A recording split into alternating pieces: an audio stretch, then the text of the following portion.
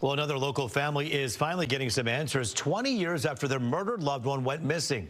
DNA tests confirm her identity and possible link to a serial killer. Let's get live to Fox News' Dave Kinchin. He joins us with that story tonight. Dave.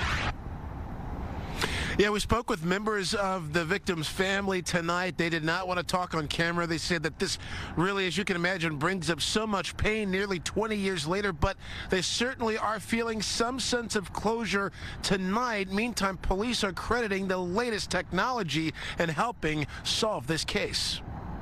It's a criminal investigation breakthrough nearly 2 decades in the making. Advanced DNA identifying the remains of a woman found in an abandoned Detroit house as Marilyn Washington, linking her murder to a serial killer. It's like beyond fingerprints, right? Yeah.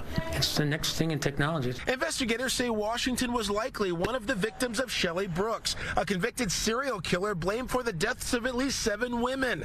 Washington had been a Jane Doe since 2006, with Detroit police sending her DNA to a Texas company called Othram Inc. a couple years ago. They say they used forensics to construct a DNA profile and research genealogy. Detroit's not the first department. There's departments nationwide using this firm in Texas for the DNA, and it's a whole new ballgame with them. It's great. Retired Detroit Assistant Police Chief Steve Dolan explained how these types of investigations work in addition to DNA evidence.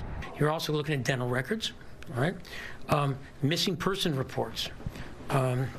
People heard shots, didn't find anything. So there's so much that goes in, just not the homicide detectives alone. Now you go to pathology, and then you go, are there any broken bones? Is it a child? Is it an adult? Is it a man or a woman? There's so much that goes into this. Back in 2006, prosecutors charged Brooks with murdering 7 women. They say he paid for sex. Police found some of the bodies early on, and Brooks was tried on 2 of the deaths, convicted, and given a life sentence behind bars. The bodies were all found in remote areas of the city, including an abandoned apartment building, an empty garage, and an alley, among other locations, according to the Michigan Court of Appeals. One of them, when the hit came up, we recognized that case, that name of Shelley Brooks, because we prosecuted Shelley Brooks for being a serial rapist and murderer of 7 women after the rape kit from the rape victim was sitting on the shelf. Authorities did not pursue the other cases once Brooks got the life sentence. According to the Wayne County Prosecutor's Office, Dolan says Washington's family can now turn the page. Now, Brooks is already in jail.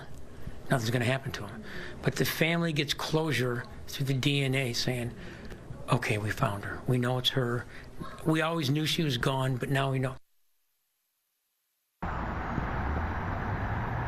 And Othram Inc., the DNA company involved in all of this, they say they work with many major law enforcement agencies across the country. We're live tonight at DPD headquarters. Dave Kinchin, Fox 2 News. Yeah, like fingerprints, you heard Dolan say that a moment ago in your piece. You wonder how many other cases can be solved in the pipeline because of this type of technology. So many families out there who are waiting for closure are watching this one really closely. Yeah, and you can really imagine companies like this that do this kind of work, these forensic experts, really there'd be a backlog, and in many cases some of these folks are ex-law enforcement people themselves, so they certainly understand what it means to give families that big word we talk about, closure, and for them, they do this work. It's a passion, and I think they feel like they're really doing answering a calling too. Yeah, the closure comes, but the pain doesn't go away completely. We feel for that family tonight. Dave Kinchin for us live tonight. Thank you.